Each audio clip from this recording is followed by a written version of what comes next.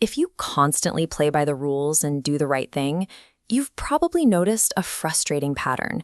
You end up exhausted, drained, and completely overwhelmed, while the people who take shortcuts seem to thrive. You give your time and empathy, but instead of respect, you just feel used. This happens because we misread how the world actually operates. Adhering to a strict, selfless purity doesn't make you a saint in the eyes of society. It paints a target on your back. In the modern era, unshielded goodness is immediately recognized as a vulnerability to be exploited. This diagram shows a rule of the forest. A swinging axe ignores the gnarled, thorny bushes, going straight for the perfectly upright, smooth tree. Watch as the axe bounces off the thorny perimeter. Developing these thorns isn't malicious. Your decency requires a defensive perimeter. If your goodness is entirely smooth and accommodating, you will be cut down and consumed. Society will gladly extract everything you offer. It will consume your free time, drain your emotional reserves, demand your constant availability, and then discard you the moment you have nothing left to give. Unprotected goodness is a liability.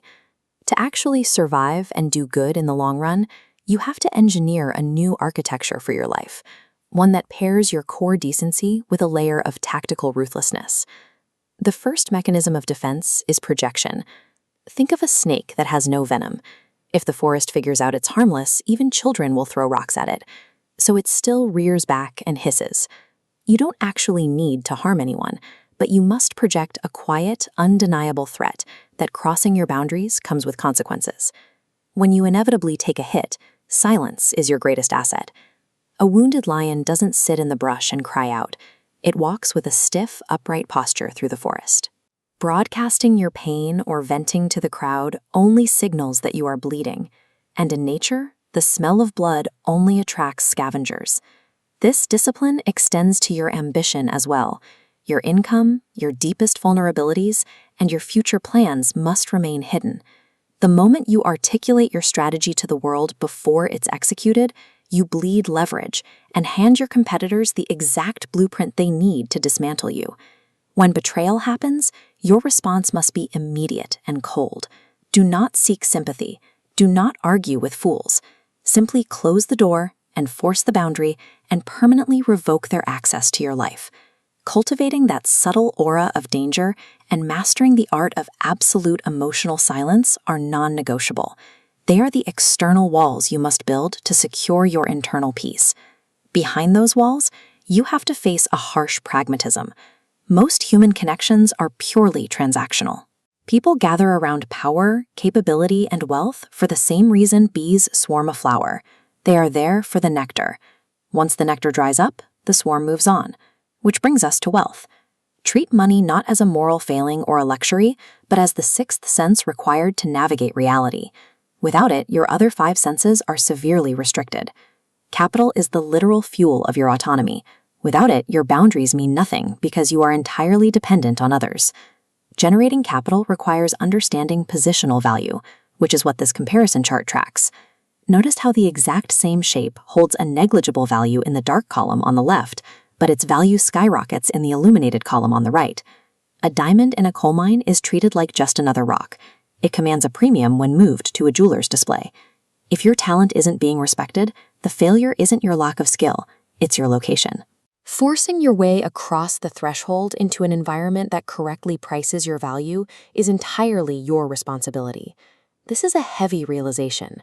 Nostalgic attachments you hold to comfortable but stagnant places, or toxic loyalties, are actively blocking your own evolution. You have to be willing to leave the well to find the ocean.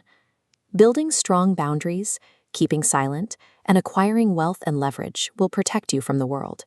But successfully accumulating all that external power awakens a much deadlier enemy inside your own mind. The armor you built to survive can easily fuse to your skin. The boundaries and leverage that gave you independence risk mutating into a spiritual poison, a hunkarum, or ego. Ego is loud, it is paranoid, desperately hungry for external applause, and terrified of losing its throne. It operates on the arrogant delusion that you conquered the world entirely by yourself, completely ignoring the massive, invisible currents of nature, timing, and pure luck that allowed you to succeed. The antidote is true self-respect. On this scale, ego is the hollow glass sphere, large but fragile. Self-respect is the dense, solid diamond. When heavy pressure is applied, ego shatters, fighting every petty critic. True self-respect absorbs the weight intact, walking away in silence. And because it lacks that fragile arrogance, true self-respect is entirely unafraid to bow its head. A person anchored in reality knows they are just one tiny, breathing mechanism inside a vast, uncontrollable cosmic system. Their worth isn't tied to a temporary title or a fleeting victory. Take a breath. Look at the scale of things. True, unassailable power isn't found in dominating everything around you. It is found in complete detachment from the results.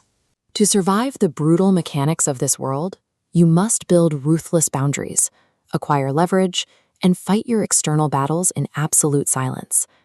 But to be truly free within those walls, you must drop the illusion of control and